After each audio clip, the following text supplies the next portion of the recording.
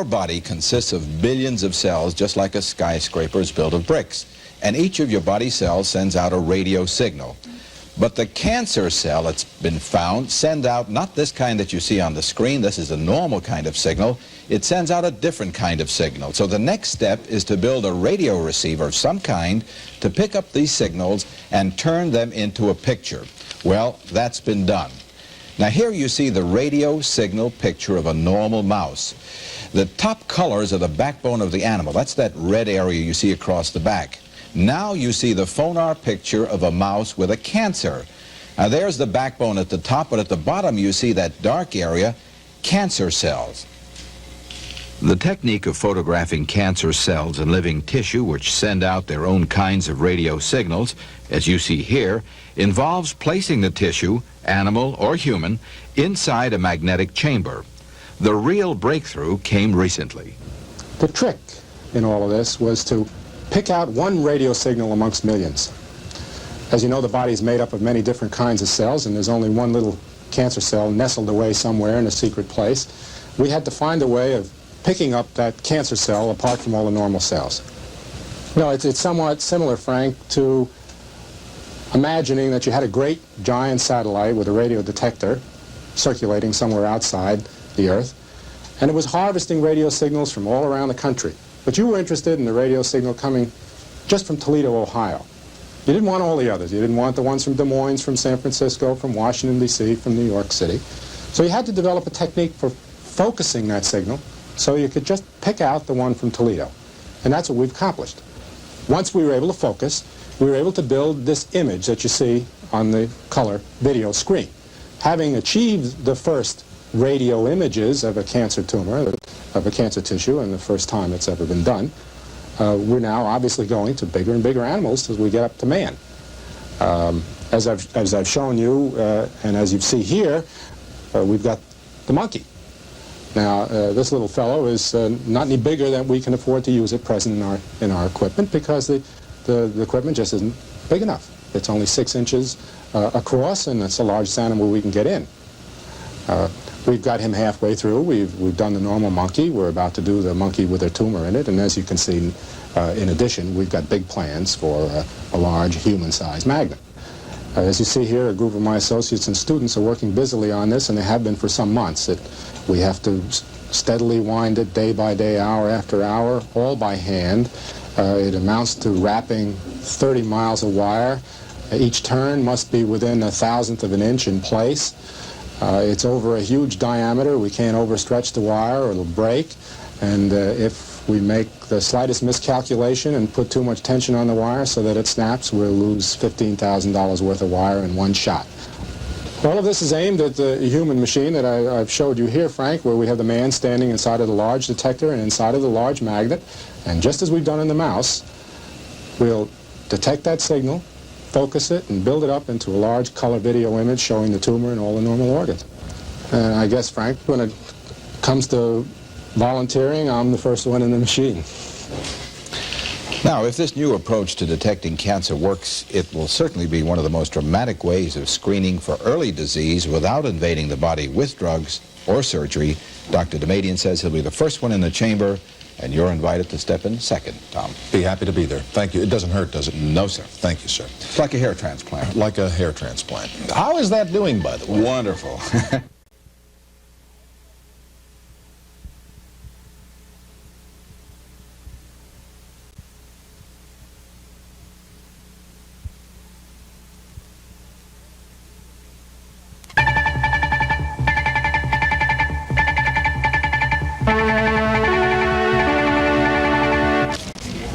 A professor at Downstate University, Dr. Raymond Damadian, has developed a new way of visualizing the inside of the human body without using x-rays, without surgery, without injections. Frank is here with a report. Thank you, Tony.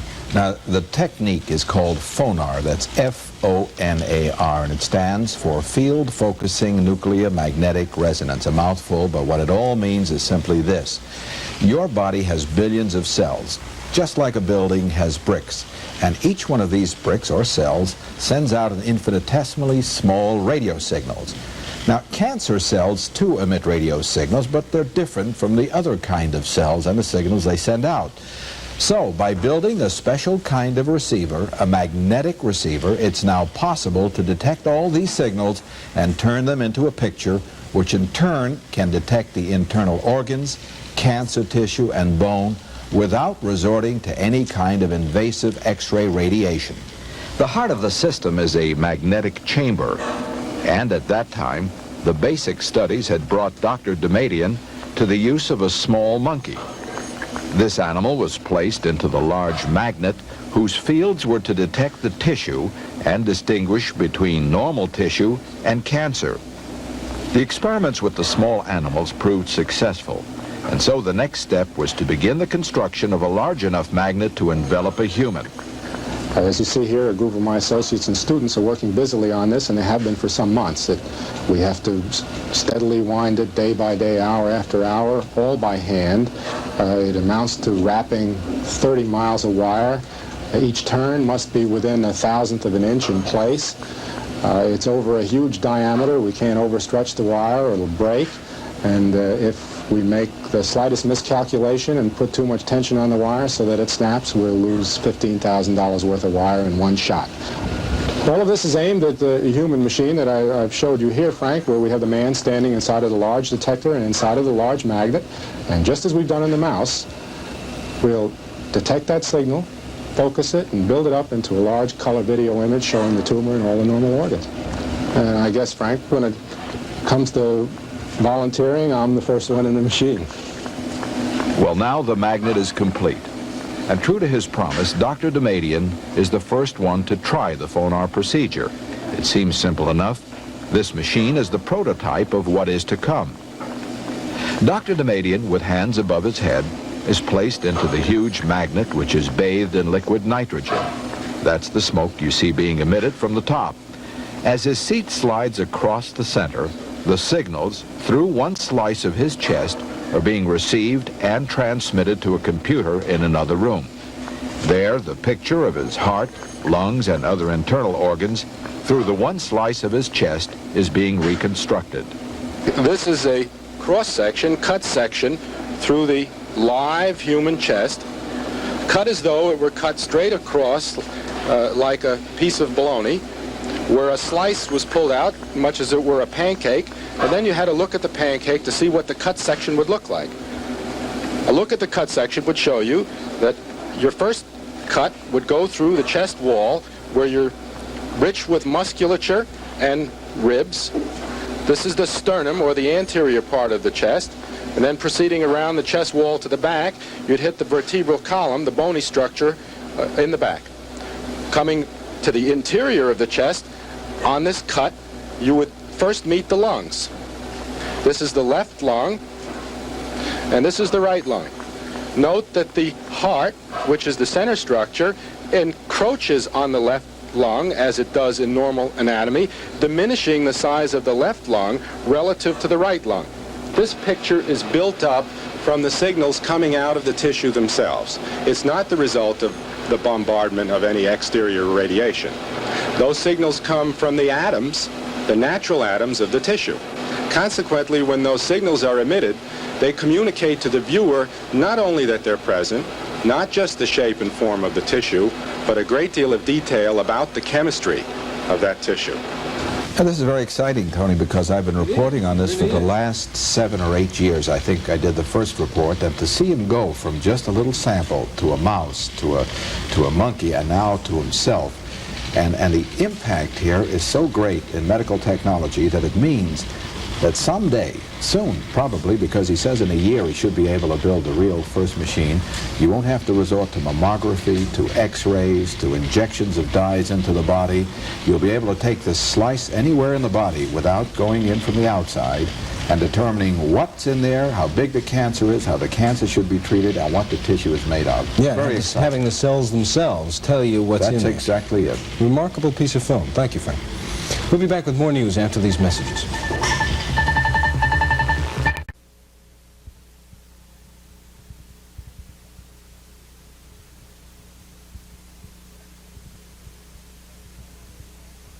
X-rays, or surgery. Health and Science editor Charles Crawford has a report on this potentially revolutionary invention. After more than 10 years of research and development, it's the only device of its kind in the world. It's called FONAR, for Field Focusing Nuclear Magnetic Resonance. Using a gigantic magnet cooled by liquid nitrogen and helium to 452 degrees below zero, the machine is capable of picking up radio signals from individual atoms deep within the body. Those signals are in turn processed through a computer and assembled into a full color picture of internal organs and body tissue. Although human testing is just now beginning, Dr. Raymond Damadian says that with animals and human tissue samples, the device already has proven it is capable of detecting abnormal cells, including cancer. And Dr. Damadian expects the same kind of success in human clinical trials. If an individual had a complaint, we would hopefully be able to go over his anatomy to the place where he had that complaint, produce an image of the kind we had upstairs, see the tumor or lesion on the image, and begin asking questions about the chemistry of that tumor. Hopefully from the chemical information that we obtain from the tumor, we would be able to know such things as how malignant it is, how widespread it is, where are the metastases tucked away in the body, what kind of tumor it is from the radio signal emission. The potential for FONAR may go far beyond simply detecting cancer. Those involved in its development say it also may be a major breakthrough in the treatment and control of cancer, as well as perhaps a wide variety of other diseases. One of the outstanding anxieties when an individual has cancer and has gone to therapy for that cancer is, did they get it all? Right. And is there any system for being certain that they got it all, and do we have a signal or any such technique that would be able to monitor the continuous progress of this individual as therapy proceeds? We're hopeful that this technique, since it provides the chemistry of the malignancy, would serve as a continuing source of a signal that would tell us whether or not we got it all. With today's demonstration, FONAR has moved from years of animal testing to the point where it is now ready for human trials. A step those close to the project are convinced will, within a few years, change the entire course of medical diagnosis and treatment of cancer and perhaps a wide variety of other human diseases. Jim? Do they know about any possible spin-offs from the radio frequencies? Dr. Damadian tells us that the radio frequencies don't present any hazard because they are less than you'd get if you sat next to a cab driver with a CB radio, about 1/10 the amount of radio frequencies. So no danger? No danger, and magnetic field presents no danger, according to Dr. Damadian. And of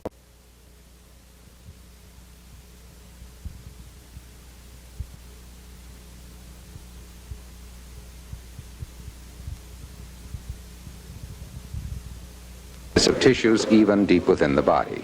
And finally, reports Dr. Damadian, he has discovered that cancerous tissues give off signals different from normal tissues. Thus, to detect cancer, you can tune in on the natural radio signals put out by the body. To make such measurements, it is necessary to put the subject into a very powerful magnetic field. Dr. Damadian built such a magnet and used it to detect a tumor in a mouse about a year ago. With that success behind him, Dr. Damadian began to build a giant superconducting magnet suspended in liquid helium and kept at a temperature hundreds of degrees below zero. Now the device is complete, and experimenters have begun generating images of healthy subjects. And here is the result. You can see in this cross-section of a chest the ribs, the backbone, the lungs, and the heart. What next? To make the same cross-sectional image of the chest of a patient with cancer. So you're going to find someone that does have cancer, put him in this machine, and see whether it's detectable. Yes, and see whether or not we see it with an image. When do you expect that will happen? Very soon. What ultimately do you hope to be able to do with this device? We would eventually be able to identify the tumor, make predictions about what kind it was, how far advanced it was, how malignant it was, and perhaps even have a rational basis for selecting drugs. If all of that works, and it will be several years before we know whether it does or not, it may be possible for the first time to make precise chemical analysis of tissues deep within the body without cutting into the body first. And that could usher in a new era in medicine. This is Ken Gilmore.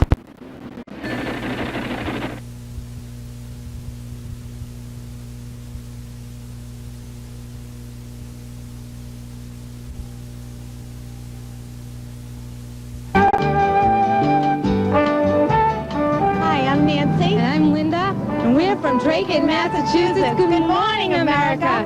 Good morning. Good morning, everybody. I'm David Hartman with Joan London, and it's Wednesday, and it's the 29th of October. Well, it's the morning after the debate, and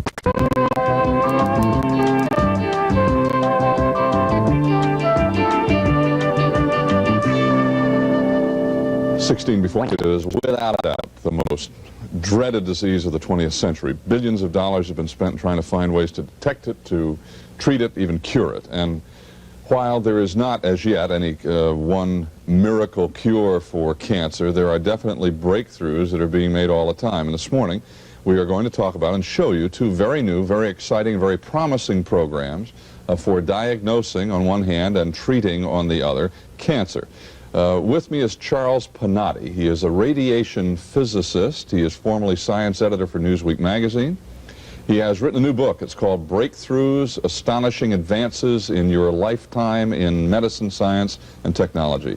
And it sounds awfully involved and technical, but I assure you in a moment you're going to find out that it isn't. Well, it is, but it isn't. Good morning. Nice to have you with us, Charles. First of all, on cancer treatment, would you just briefly outline for us the conventional therapies for treatment, Sure. therapies for cancer? One is chemotherapy, where you're given a chemical agent that attacks the cancer cells. Another, of course, is surgery. Okay, now that you take in your mouth, do they shoot Take in your mouth or an injection, Okay. and there are very bad side effects to that, loss of hair and several other things. Okay. There are Another many of them, popular however, there are many of them, right? Oh, yes, there are.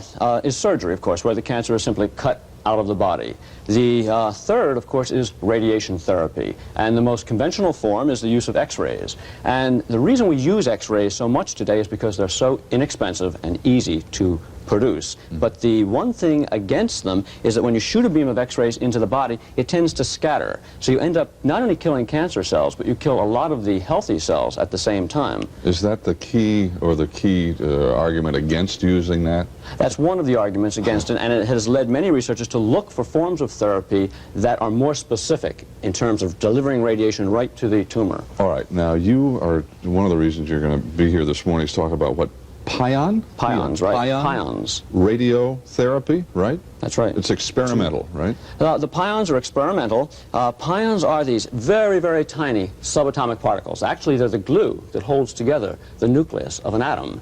And what they do is to take a beam of pions, shoot it into the body, say it was bladder cancer, and the pions have this incredible Now, wait a minute. effect. It's not invasive. I mean, this isn't something that's sticking in the body. No, it's a beam, like similar to X-rays, but it's a beam of particles. When it gets to the site of the cancer, these little particles, in effect, cause an explosion. And they deliver most of their energy, therefore, at the location of the tumor. So they can shoot these things right into just the spots they want. Into the depth, right. They can judge and calculate the depth. So you're killing mostly diseased tissue, and you're leaving a lot of healthy tissue intact. In other words, it can go through the healthy tissue and just hit the place where you want it to. Kill less of the healthy tissue, yes, than X-rays. All right, let's look at this. There is a joint, and I stress that, a joint scientific project going on between the University of New Mexico Cancer Research and Treatment Center and the Los Alamos Scientific Lab at Los Alamos, New Mexico. And as we are looking at this pion radiotherapy, Charles Panotti is going to tell us what we're seeing. Okay, one of the things that's essential for pion therapy is an accelerator, something that will take these subatomic particles. Actually, they start with protons, and this is the accelerator. They shoot them down a half-mile track. They actually hurl these things down, and they collide them with a target, usually a metal. When these protons hit into the target, they make a shower of excuse me, pions. The pions are then taken through a magnetic field, and a beam, sort of pencil thin, is aimed at the patient. As we're looking at right now, before the patient can receive the pion beam, great care must be taken to set the patient up so that the beam is aimed directly at the tumor. Sometimes dots are drawn on the patient's stomach. A laser light is used to locate the tumor. This is the explosion I told you about. It's called a burst, a firecracker, or a star, and this is what happens when the pion hits the target and this explosion occurs, and you get all of this nuclear debris killing the cancer cells. And then they can be collected, right? And is that right, essentially? They're collected first with the magnetic field, driven into the body, and when they hit the target, the explosion occurs. All right, now, is it proven now that this is successful, or what? Well, in one series of tests, 67 patients receiving pion therapy all experienced tumor regression, and the Dr. Kligerman, who is one of the pioneers in this form of therapy at New Mexico, has made a tentative calculation that pions are perhaps 40% more effective in treating some tumors than X-ray therapy. But it still is radiation, right? It's still a form of radiation. It's still invasive. It still kills healthy tissue. Okay. Let's move on to the other. And Right. This is the detection phase of This is wonderful because it's something that is non-invasive. It's actually using radio waves to detect cancer. As a matter of fact, the same radio waves that police communicate with over their police band radio. So they're absolutely harmless. And how do they work? Go ahead. It works on the simple principle that inside each atom is a magnetic field, or the nuclei of each atom are magnetic fields. And if you can beam in a radio frequency and let it spring back out, you can measure the state of health or the state of disease of particular cells. In other words, these cells broadcast their own state of health or disease. By heat, by size, by nature, by... Well, actually, by the radio frequency that you beam in. You beam in a frequency, and it broadcasts a program back. And the program that the cell itself broadcasts can tell you whether it's different from the healthy cell. Absolutely, it's different from the healthy cell. All right, now here is Dr. Damadian. Dr. Damadian. He's one of the pioneers in doing this, right? And we're going to see his plant and how this works. And again, Mr. Patati is going to explain to us what we're seeing when we how this works. Okay, here is the device that will shower the patient with the magnetic field and with the radio field. Now, what Dr. Damadian has been able to do is you can't just shower the entire body with the field, you must localize it. You can see the magnetic field there working on the wrench and the strength of the field. Yeah. He is able to work the field down to a pea size. So if a patient is sliding through the device, as we're about to see, he can look at a pea-size area, let's say, of lung tissue when the patient's lung is in there. Now, if this man is going through for cancer, you can look for cancerous cells that are broadcasting their own program of disease. But let's say this patient had a heart attack. You could also look for the number of heart cells that have been damaged, the actual number. Or if the patient had a stroke, the number of brain cells that have been damaged. This is being done at the University of Pennsylvania and in England. Not invasive and doesn't harm the body. No, and here's a picture, yes, a readout of, this is a case of lungs, of diseased lungs. But the wonderful thing is, because this gives you the number of cells, it takes medicine into the area of a quantitative science for the first time. And the doctor can actually tell you how malignant your tumor is, or how bad your heart attack was, which means he can tell you a better prognosis in terms of recovery. And also treatment and what you should or shouldn't do in terms of getting better. They hope also to use it for schizophrenics, to see what is going on at the chemical level inside the brain. Again, I must add, again, experimental, some success in the future. And which chicken noodle soup tastes better?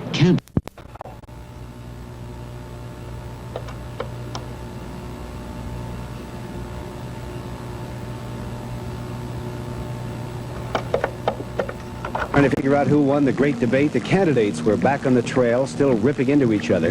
There is late word from Iran on a possible vote on the hostages just a few hours from now. Some bad news for your sweet tooth. A man who wants alimony.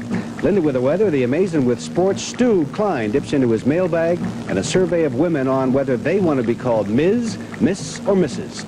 I'm John Rowland. This is Channel 5's 10 o'clock news.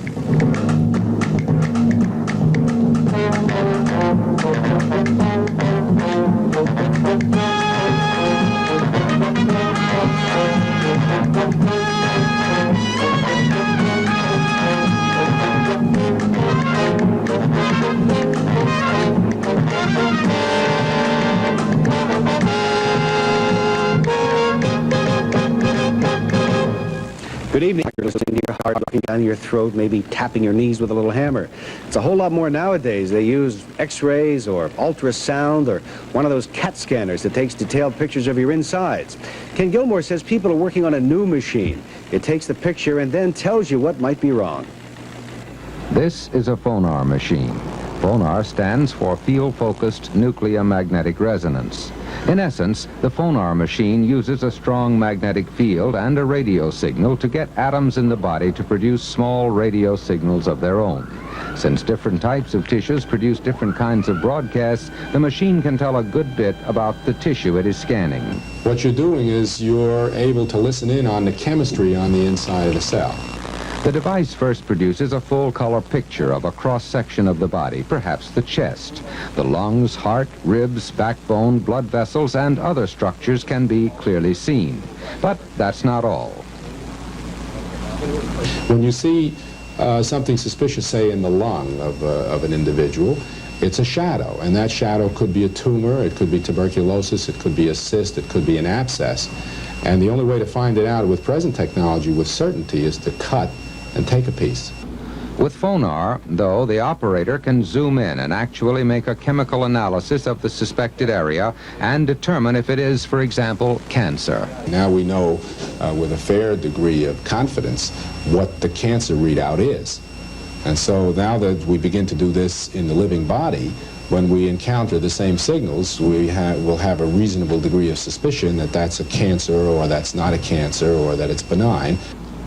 The machine could also be useful in detecting strokes, heart attacks, and perhaps eventually even mental diseases. All such work so far has been experimental. But now one of Dr. Damadian's machines is going into use in a diagnostic center in Cleveland, and he is talking to several other centers about using the machine as well. And other researchers in this country and abroad are also working to achieve the same goal in a somewhat different way. The precise usefulness of such a machine in the future is hard to predict, but if Dr. Damadian's hopes work out, it could launch medicine into a new era. Ken Gilmore, Channel 5 News.